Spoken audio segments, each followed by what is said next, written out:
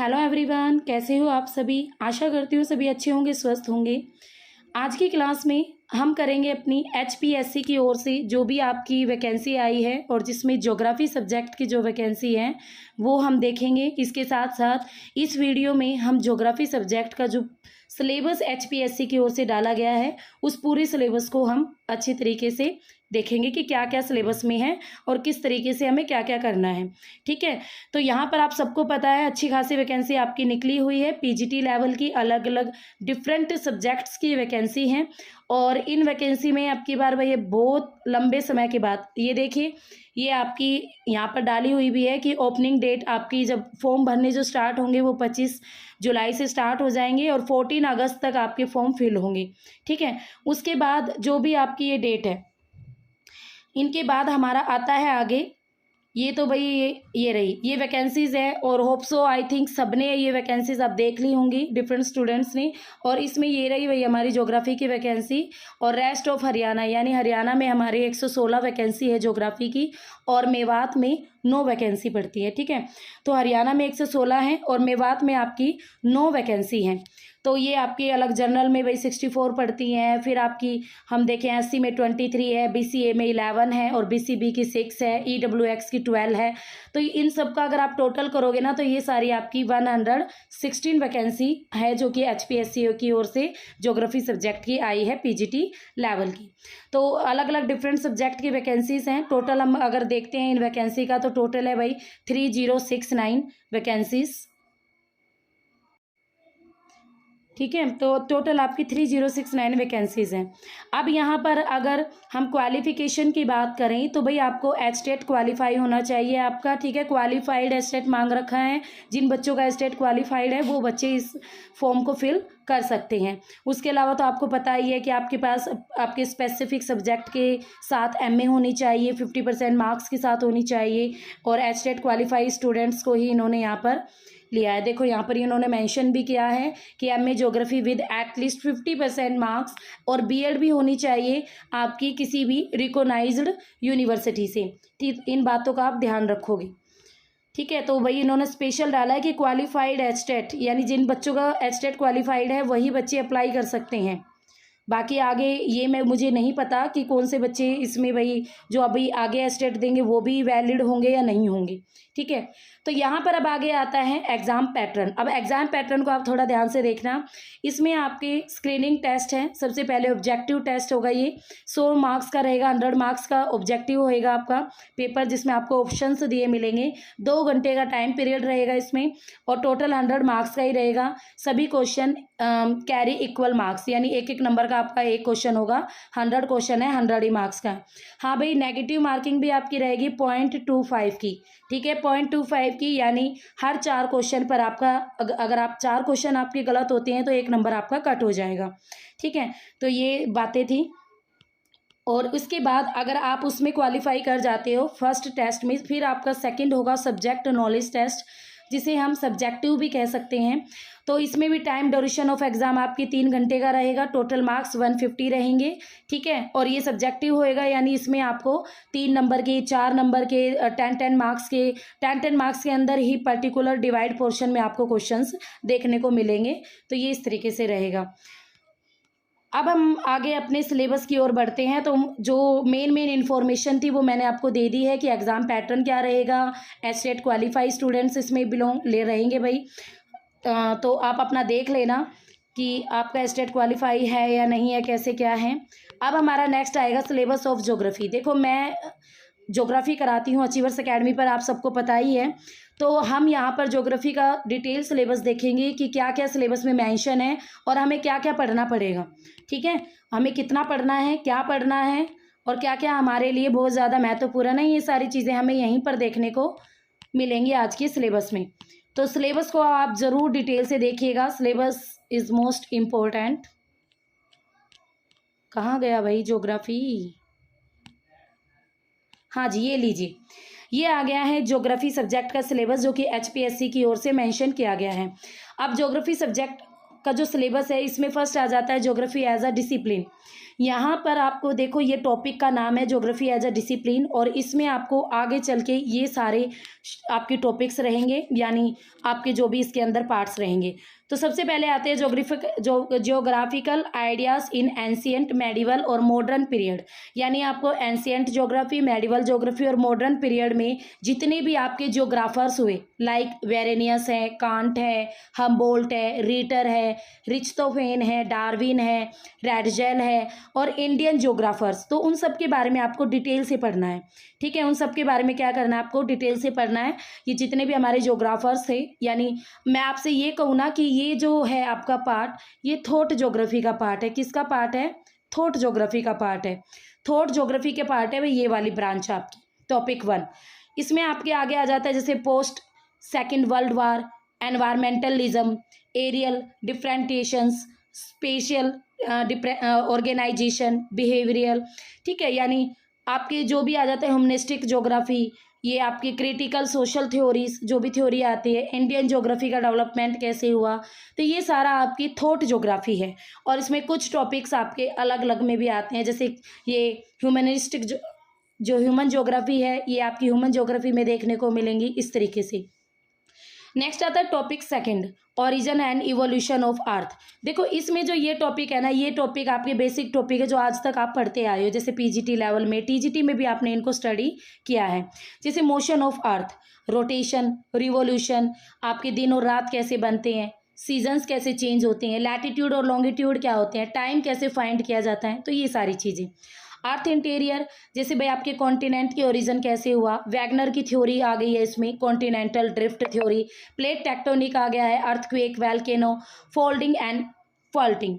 इसके अलावा आपका आ गया है इसी टॉपिक में ओरिजिन ऑफ अर्थ, यानी हमारी पृथ्वी की उत्पत्ति कैसे हुई, कौन कौन सी हाइपोथेसिस है, जैसे nebula hypothesis, big bang theory आ गई है, कॉन्टिनेंट कैसे बने, आपका एटमॉस्फेयर कैसे बना, आपके ओशियन कैसे बनी, तो ये टॉपिक 2 में आ जाएगा। ठीक है, ये अगर हम बात करें ना, पूरी जो टॉपिक 2 है ये आपका जियोमॉर्फोलॉजी का पार्ट है, जो आपकी जियोमॉर्फोलॉजी ब्रांच है ना उसी का ही पार्ट है। फिर आ जाता है टॉपिक 3। अब जो टॉपिक 3 है इसमें interior of the earth and distribution of ocean and continent. तो भाई हमारी पृथ्वी का जो इंटीरियर, ये आपने पढ़ा है ना, interior of the earth means crust, mantle core, इन सब के बारे में वही है ये। और जो आपके ओशियंस है कितने हैं, कॉन्टिनेंट कितने हैं, कैसे हैं, कितना एरिया है, किस तरीके से है, कितने पार्ट पर आपका वाटर है, कितने पे लैंड है, इस तरीके से ये रहेगा सारा। अब इसमें आगे जो रहेंगे, constitution of Indian interior, origin of the continent, continent कैसे बने हैं, ओशियन कैसे बने हैं, ओशियन बेसिन कैसे बने हैं, वैगनर की theory, continental drift end plate tectonic, plate movement and interactions, volcanism, और उसके साथ साथ आपके जो सिस्मोग्राफ वगैरह, जो इक्वेटर वगैरह से चीज़ें हैं वो सारी आ जाएंगी। ठीक है, तो यहाँ पर ये आपका सारा पार्ट, ये भी जियोमॉर्फोलॉजी का ही पार्ट है। किसका पार्ट है? जियोमॉर्फोलॉजी ब्रांच का ही पार्ट है। नेक्स्ट आ जाता है टॉपिक 4, जिसमें आता है लैंडस्फॉर्म। लैंडस्फॉर्म यानी डिफरेंट टाइप के आपके जो लैंडस्फॉर्म आज आप देख रहे हो अर्थ पर, वो कैसे बने हैं, तो इसमें ये सारी चीज़ें आ जाएंगी। मिनरल आ जाएगी, आपकी चट्टानें आ जाएंगी, आपकी रॉक्स, चट्टानें, मिनरल्स, खनिज। ठीक है, आपकी जो जियोमॉर्फिक प्रोसेस ऑफ डेन्यूडेशंस, यानी एंडोजेनेटिक और एक्सोजेनेटिक आपके प्रोसेस आ जाएंगे, यानी अंतर्जात बल और बहिर्जात बल। ठीक है, जो भी आपके फोर्सेस वर्क करते हैं अर्थ के अंदर, अर्थ के बाहर, वो सारी चीज़ें आ जाएंगी। फिर भाई आपका मास वेस्टिंग आ जाएगा, जिसे हम हिंदी में बोलते हैं वृहद संचलन। लैंडस्लाइड आ जाएगा आपका, work of river, glacier, wind, sea wave, process of soil formation, यानी आपकी नदियां हैं, हिम नदियां हैं, आपकी जो समुद्री तरंगे हैं, प्रोसेस ऑफ सॉइल फॉर्मेशन, हमारी मिट्टी कैसे बनती है, तो ये सारी चीज़ें भी आपकी इसी में इंक्लूड होगी। तो ये भी आपकी जियोमॉर्फोलॉजी का ही पार्ट है।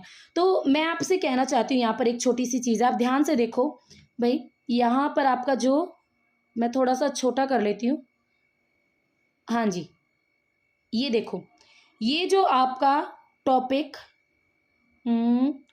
2, 1 मिनट, हाँ अब दिख रहे हैं तीनों टॉपिक। तो भाई टॉपिक 2, टॉपिक 3 और टॉपिक 4, ये तीनों के तीनों जो टॉपिक है आपकी, वो आपकी जियोमॉर्फोलॉजी ब्रांच में पढ़ते हैं, जिसे हम भू आकृतिक विज्ञान कहते हैं।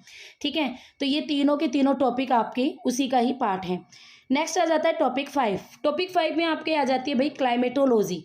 क्लाइमेटोलॉजी जलवायु विज्ञान से रिलेटेड है ये ब्रांच, ये टॉपिक 5 आपका, जिसमें आता है पहला atmosphere composition and structure, insolation and temperature, atmospheric pressure and winds, atmospheric moisture, cyclone यानी आपके चक्रवात हो गया, आर्द्रता हो गई, आपकी पवनी हो गई, वायुदाब हो गया, सूर्यताप हो गया, तापमान हो गया, ठीक है। और अभी आपका जो वायुमंडल है उसका संगठन और उसकी संरचना, संरचना मीन्स आपकी वही ट्रोपोस्फेयर, स्ट्रेटोस्फेयर, मेसोस्फेयर, एक्सोस्फेयर, ये सारी लेयर्स ऑफ द एटमॉस्फेयर आप इसमें पढ़ोगे, ठीक है। उसके अलावा ग्लोबल क्लाइमेटिक, अच्छा ये भी रह गया क्लासिफिकेशन ऑफ क्लाइमेट, यहाँ से तो क्वेश्चन बनेगा ही बनेगा। क्लासिफिकेशन ऑफ क्लाइमेट जो है आपका, 1 मिनट, जो क्लासिफिकेशन ऑफ क्लाइमेट है जिसमें आपका आ जाएगा कोपेन और थॉर्नवेट का क्लासिफिकेशन आपने सबने पढ़ा है, जैसे ए प्रकार की जलवायु, बी टाइप आपकी climate, C type, D type, E type, ठीक है। तो मेन 5 टाइप की जो कोपेन की और थॉर्नवेट की जलवायु वर्गीकरण है, उसके भी आगे कुछ सब पार्ट है, जैसे AF हो गया, AW हो गया, AS हो गया। तो ये सारे डिफरेंट टाइप ऑफ क्लाइमेट है, आपकी कहाँ पाई जाती है, कौन सी क्लाइमेट किस तरीके की, आपकी वर्ल्ड के किस पार्ट में कौन सी क्लाइमेट होती है। इंडिया में आपके जैसे भाई हम ये ऐसे क्वेश्चन पूछ लेगा कि पश्चिमी तटीय मैदान में किस प्रकार की क्लाइमेट पाई जाती है, गंगा के मैदान में कौन सी क्लाइमेट पाई जाती है, तो इस तरीके के क्वेश्चन होते हैं, ठीक है, ऐसे क्वेश्चंस आएंगे। नेक्स्ट है टॉपिक 6। टॉपिक 6 यानी वाटर एंड ओशियन। तो देखो ये जो आपके टॉपिक 5 है पूरा का पूरा क्लाइमेटोलॉजी से रिलेटेड है, यानी जलवायु विज्ञान से रिलेटेड टॉपिक है ये आपका। नेक्स्ट आ जाएगा टॉपिक 6 जिसमें आ जाएगा आपका वाटर और ओशियन। वाटर और ओशियन में आपका रहेगा geomorphology of the ocean floor, यानी हमारा जो समुद्र की सतह है उसकी भू आकृति है, उस पर क्या क्या पाया जाता है, जिसमें आप पढ़ोगे मगन तट क्या होते हैं, मगन ढाल क्या होते हैं, समुद्र का सी फ्लोर क्या होता है, सी डेप्थ कहाँ तक होती है, ये सारी चीज़ें। नेक्स्ट आ जाएगी सब marine feature, relief feature of Atlantic, Pacific and Indian ocean, ठीक है। इन तीनों ओशियन की, अटलांटिक की, पैसिफिक की और इंडियन ओशियन की, जो भी आपकी रिलीफ है इनके अंदर, जो भी कटक है, रिजिज पाई जाती हैं, जो भी इनके अंदर माउंटेन्स होते हैं जिन्हें गयोट बोलते हैं, वो सारे आप लर्न आउट करोगे। सैलिनिटी यानी लवणता और टेम्परेचर यानी तापमान, तो ये भी आपके समुद्रों का तापमान किसका अधिक है किसका कम है, कौन से सागर का टेम्परेचर अधिक है कौन से का कम है, तो ये सारी चीज़ें भी आप लर्न करोगे।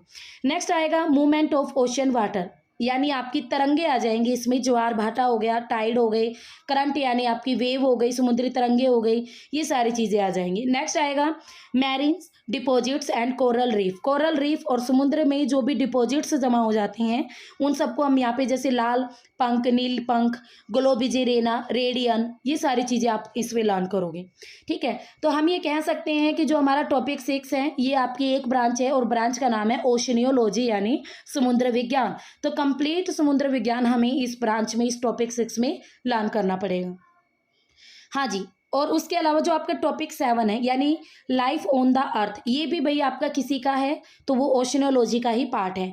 इसमें आप इन्वायरमेंट ज्योग्राफी के बारे में पढ़ोगे, लैंडस्केप, इकोसिस्टम डिटेल में पढ़ोगे, ठीक है, जो पारिस्थितिकी तंत्र होता है कैसे होता है, फूड चेन क्या होती है, उसमें आपके प्राथमिक उपभोक्ता, द्वितीयक उपभोक्ता, ठीक है, सर्वहारा, ये सब क्या होते हैं, ठीक है, ये पढ़ोगे आप। उसके अलावा इंटरएक्टिव और डायनामिक रिलेशनशिप, किसका, मैन और बायोस्फीयर के बीच का, ह्यूमन का क्या इफेक्ट पड़ता है बायो जियो केमिकल साइकिल पे, तो ये सारी चीज़ें हम लर्न करेंगे।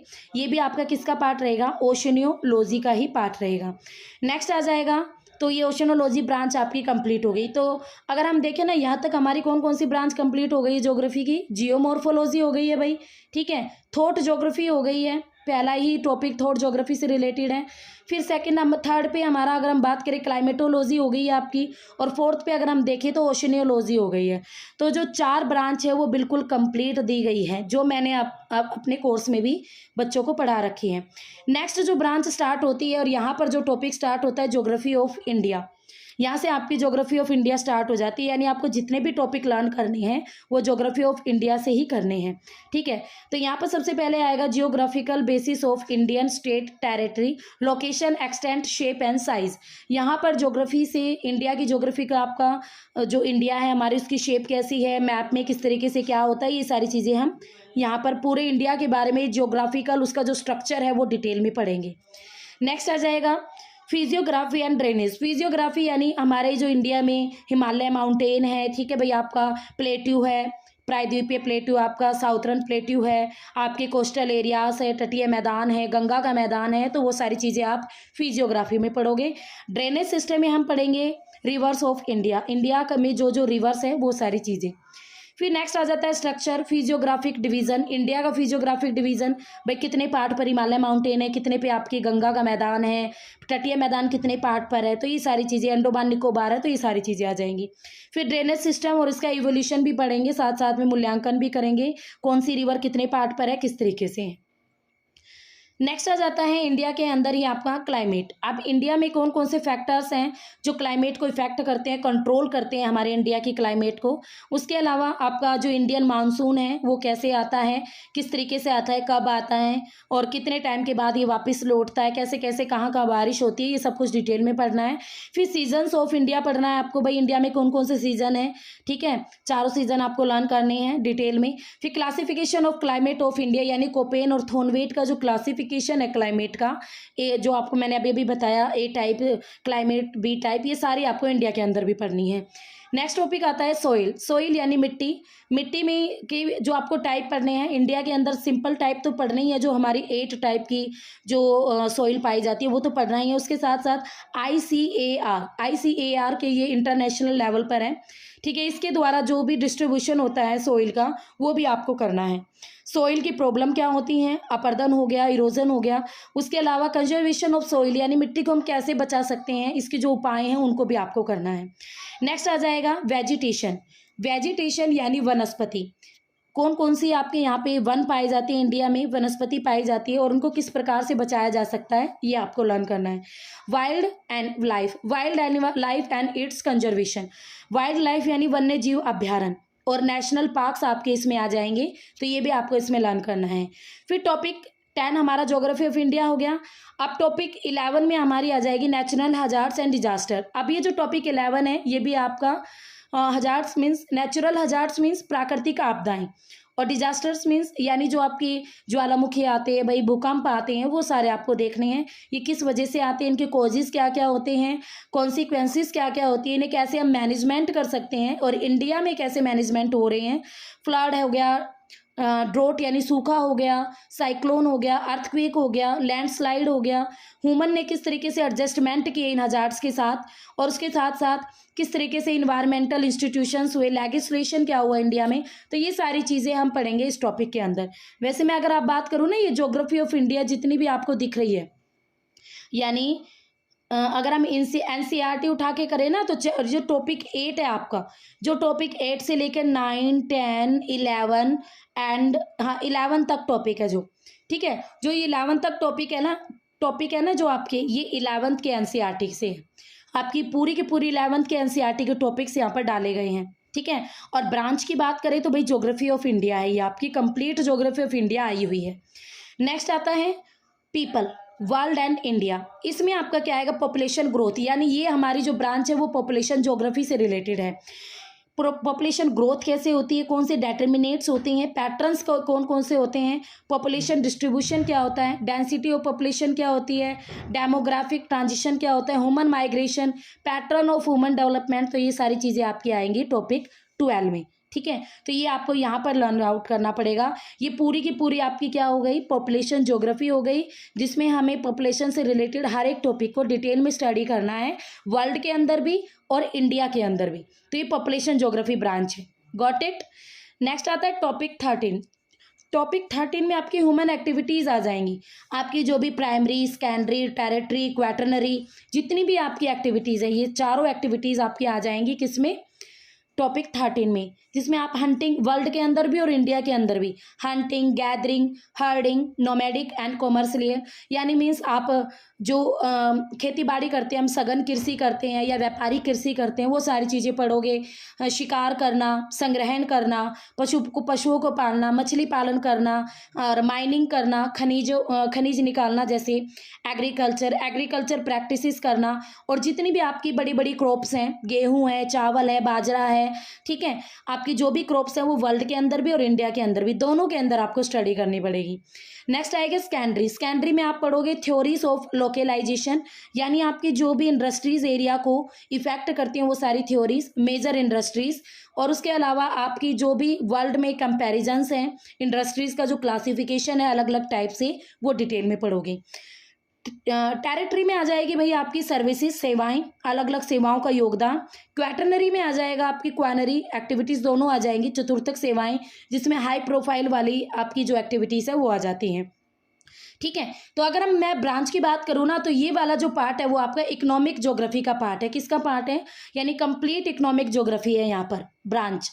नेक्स्ट ये टॉपिक और है ये प्लानिंग इन इंडिया। इंडिया में जो भी एरिया का प्लान हुआ था और सस्टेनेबल डेवलपमेंट हुआ था, जिसे हिंदी में बोलते हैं सतत पोषण, ये जो विकास हुआ था वो सारा का सारा आप इसमें पढ़ोगे डिटेल में। इंडिया में क्या क्या प्लानिंग हुई, किस तरीके से नगर बसाए गए, किस तरीके से क्या क्या चीज़ें हुई, ठीक है, जो भी आपकी प्रयोजना आई तो वो सारी आप पढ़ोगे। नेक्स्ट आता है टॉपिक 14। इसमें पढ़ेंगे हम ट्रांसपोर्ट, कम्युनिकेशन एंड ट्रेड के बारे में। वर्ल्ड और इंडिया के अंदर ट्रांसपोर्ट एंड कम्युनिकेशन, जिसमें हम रोड, देखो वर्ल्ड और इंडिया दोनों के अंदर पढ़ना है हमने। Road, railway, waterway, airway, oil और गैस पाइपलाइन, नेशनल आपके electric grids, communication networking, radio, television, satellite और इंटरनेट। यानी मीन्स आप इन सब के बारे में फुल डिटेल में पढ़ोगे, वर्ल्ड के अंदर भी और इंडिया के अंदर भी।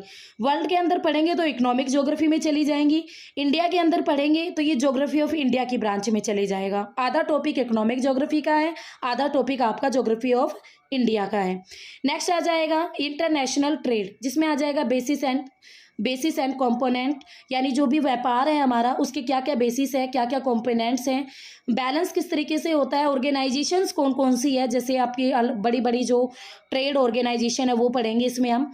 और इंडिया का जो फॉरेन ट्रेड है उसकी चेंजिंग पैटर्न क्या है, ठीक है। सी रूट्स कौन कौन से होते हैं जिनसे हम ट्रेड करते हैं, वाटरवे आप पढ़ते हो, कौन कौन बड़े बड़े सी रूट पढ़ते हो, जैसे फॉर एग्जांपल आपका आशा अंतरिक्ष मार्ग। सी पोर्ट्स आप पढ़ोगे, बंदरगाहें वगैरह, और उनके हिंटरलैंड आप पढ़ोगे, ठीक है, सी पोर्ट्स के।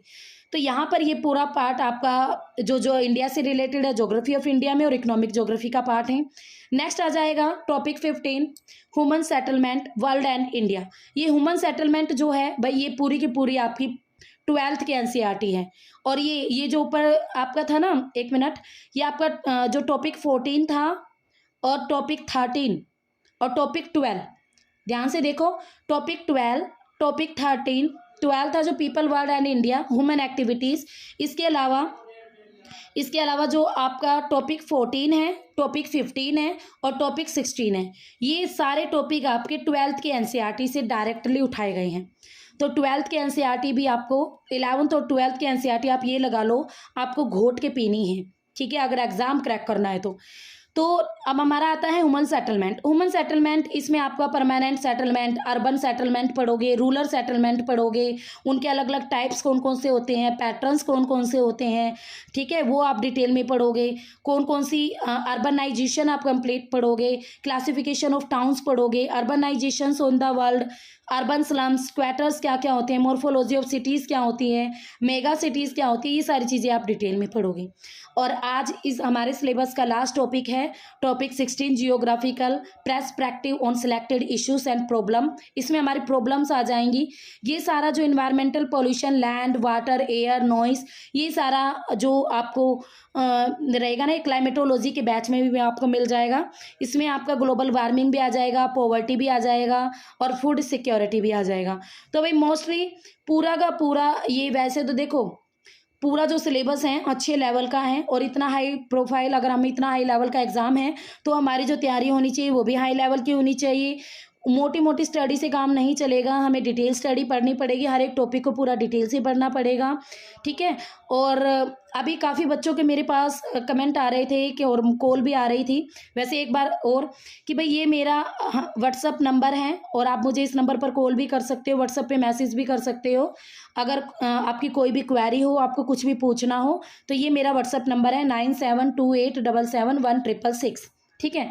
अब यहाँ पर देखो जितने भी ये टॉपिक्स हैं, अगर कोई बच्चा डिटेल में और फटाफट पढ़ना चाहता है तो ऑलरेडी अचीवर्स एकेडमी ऐप पर बैच अवेलेबल है। आपको क्या करना है, आपको पीजीटी वाला बैच लेना है, ठीक है। देखो अभी अभी के लिए तो पीजीटी वाला बैच है, पीजीटी वाला बैच, और हम धीरे धीरे इसमें लाइव सेशन भी स्टार्ट करेंगे। HPSC लाइव सेशन रहेगा, वो हमारा इसी पीजीटी बैच में रहेगा। ठीक है, तो आप पीजीटी बैच के साथ जा सकते हो। पीजीटी बैच में आपके ये सारे कंप्लीट टॉपिक हैं ऑलरेडी रिकॉर्डेड मोड पे, और साथ ही साथ लाइव सेशन भी आपका स्टार्ट हो जाएगा जल्द ही। और इस लाइव सेशन में भी आप साथ में साथ जुड़ जाओगे, आपकी कोई भी प्रॉब्लम होगी तो वो इसमें सॉल्व होती रहेगी। तो बिल्कुल भी अपना टाइम वेस्ट मत कीजिए, अपनी पढ़ाई पर ध्यान दीजिए। अगर आपको कुछ भी पूछना है, कोई क्वेरी है ज्योग्राफी से रिलेटेड और भी किसी भी चीज़ से रिलेटेड, तो आप मुझे व्हाट्सएप और मेरे कॉन्टैक्ट नंबर पे कॉन्टैक्ट कर सकते हो।